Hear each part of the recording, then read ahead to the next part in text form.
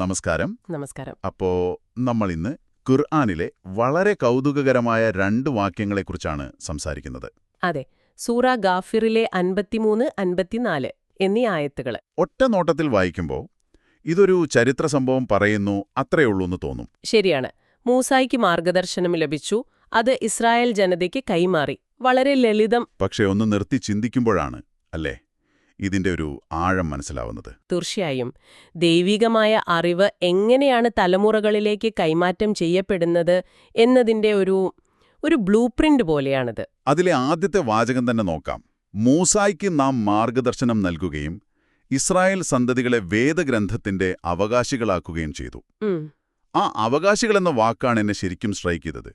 എന്താണിതിന്റെ ഒരു അർത്ഥം? വെറുമൊരു സ്വത്ത് കൈമാറുന്നത് പോലെയാണോ? നല്ലൊരു പോയിന്റാണ്. പക്ഷെ ഒരു സ്വത്ത് കൈമാറ്റം എന്നതിനേക്കാൾ ഒരുപാട് മുകളിലാണിത്. ഇവിടെ അവകാശം എന്നതറിയുമ്പോൾ അതൊരു വലിയ ഉത്തരവാദിത്തമാണ്. ഉത്തരവാദിത്തം? അതെ. ഒരു അമൂല്യമായ വിജ്ഞാനം സൂക്ഷിക്കാനുള്ള, അത് പഠിക്കാനുള്ള, അതിനെ വ്യാഖ്യാനിക്കാനുള്ള ഒരു കടമ.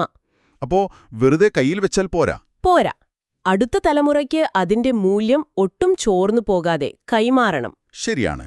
ഒരു സൂപ്പർ കമ്പ്യൂട്ടറിന്റെ താക്കോൽ കയ്യിൽ കിട്ടുന്നതുപോലെ അല്ലേ? അതെങ്ങനെ പ്രവർത്തിപ്പിക്കണമെന്ന് അറിഞ്ഞില്ലെങ്കിൽ അതൊരു വെറും പെട്ടി മാത്രമായിരിക്കും. കൃത്യമായ ഉപമ.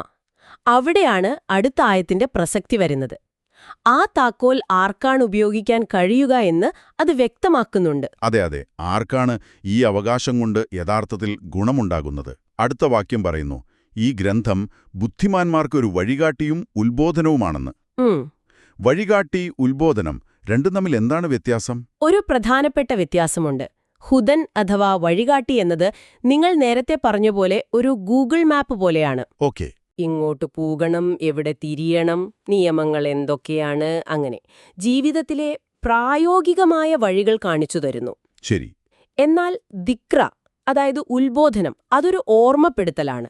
ഒരു റിമൈൻഡർ. അതെ, നിങ്ങൾ എന്തിനാണ് ഈ യാത്ര തുടങ്ങിയത് എന്ന് ഇടയ്ക്കിടെ ഓർമ്മിപ്പിക്കുന്ന ഒന്ന്.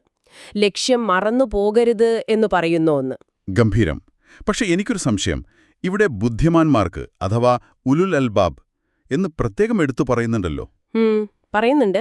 അപ്പോ സാധാരണക്കാർക്ക്, അത്ര അറിവില്ലാത്തവർക്ക് ഈ മാർഗദർശനത്തിൽ സ്ഥാനമില്ലെന്നാണോ? അതൊരു തരം മാറ്റിനിർത്തലല്ലേ? വളരെ നല്ല ചോദ്യം. പക്ഷെ ഇവിടെ ബുദ്ധി എന്നതുകൊണ്ട് ഉദ്ദേശിക്കുന്നത് നമ്മുടെ IQ ലെവലോ അല്ലെങ്കിൽ വലിയ അക്കാദമിക് ഡിഗ്രികളോ അല്ല. ഓക്കെ, അപ്പോ അറിവല്ല, മറിച്ച് വിവേകമാണ്. കാര്യങ്ങളുടെ പുറന്തോട് മാത്രം കാണാതെ അതിന്റെ കാതൽ എന്താണെന്ന് ചിന്തിക്കാൻ കഴിവുള്ളവർ. ആഴത്തിൽ ചിന്തിക്കുന്നവർ. അതെ, അങ്ങനെയുള്ള ആരെയും ഉലുൽ അൽബാബ് എന്ന് പറയാം. ഈ മാർഗദർശനം ഒരു തുറന്ന പുസ്തകം പോലെയാണ്. പക്ഷെ അത് വായിക്കാൻ ചിന്തയുടെ കണ്ണുകൾ വേണം. അല്ലാത്തവർക്ക് അത് വെറും അക്ഷരങ്ങൾ മാത്രമായിരിക്കും. അതെ, വെറും വാക്കുകൾ. അപ്പോ ദൈവം തന്നെ നമ്മളോട് ചിന്തിക്കാൻ ആവശ്യപ്പെടുകയാണ്. വെറുതെ വിശ്വസിക്കുകയല്ല, ആഴത്തിൽ മനസ്സിലാക്കാനാണ് പറയുന്നത്. തീർച്ചയായും. പലരും കരുതുന്നതിന് വിപരീതമായി വിശ്വാസവും വിചിന്തനവും ഒന്നിച്ചു പോകുന്ന കാര്യങ്ങളാണെന്ന് ഈ ആയത്ത് അടിവരയിടുന്നു. ചിന്തിക്കുന്നവർക്കേ വിശ്വാസത്തിന്റെ ആഴം മനസ്സിലാക്കാൻ കഴിയൂ. കറക്റ്റ്. ഒരു പുസ്തകം കയ്യിലുള്ളതുകൊണ്ട് മാത്രം കാര്യമില്ല. അത് തുറക്കാനുള്ള താക്കോല് നമ്മുടെ ചിന്താശേഷിയാണ്. അപ്പൊ ചുരുക്കി പറഞ്ഞാൽ ദൈവിക മാർഗദർശനം ഒരു പാരമ്പര്യമായി നമുക്ക് കിട്ടുന്നു. പക്ഷെ ആ പാരമ്പര്യത്തിന്റെ യഥാർത്ഥ പ്രയോജനം ലഭിക്കുന്നത് അത് ബുദ്ധിപരമായി വിവേകത്തോടെ സമീപിക്കുന്നവർക്ക് മാത്രമാണ്. അതെ, മാർഗനിർദ്ദേശങ്ങളും ഓർമ്മപ്പെടുത്തലുകളും അവർക്കാണ് ശരിക്കും ഒരു വഴികാട്ടിയാകുന്നത്. അപ്പൊ നിങ്ങളൊന്ന് ആലോചിച്ചു നോക്കൂ. നമ്മുടെ കയ്യിലുമുണ്ട് ഒരുപാട് അറിവുകൾ, പാരമ്പര്യമായി കിട്ടിയ കാര്യങ്ങൾ. ശരിയാണ്. നമ്മളതിനെക്കുറിച്ച് എത്രത്തോളം ചിന്തിക്കുന്നുണ്ട്, അതോ വെറുതെ കൊണ്ടു നടക്കുകയാണോ? അതെ, ഇത് നമ്മളെ ഒരു പ്രധാനപ്പെട്ട ചോദ്യത്തിലേക്ക് കൊണ്ടുവരികയാണ്. അതെ, ഈ മാർഗദർശനം എന്നത് കേവലം സ്വീകരിക്കേണ്ട ഒന്നല്ല, മറിച്ച് നമ്മുടെ ചിന്തയും വിവേകവും ഉപയോഗിച്ച് നിരന്തരം സംവദിക്കേണ്ട ഒന്നാണെങ്കിൽ അറിവിനോടുള്ള നമ്മുടെ സമീപനത്തിൽ എന്തു മാറ്റമാണ് വരേണ്ടത്? നല്ലൊരു ചോദ്യമാണ്. ഒരു പുസ്തകം വായിച്ചു തീർക്കുന്നതിലാണോ കാര്യം, അതോ ആ പുസ്തകം നമ്മളെക്കൊണ്ട് പുതിയ ചോദ്യങ്ങൾ ചോദിപ്പിക്കുന്നതിലാണോ?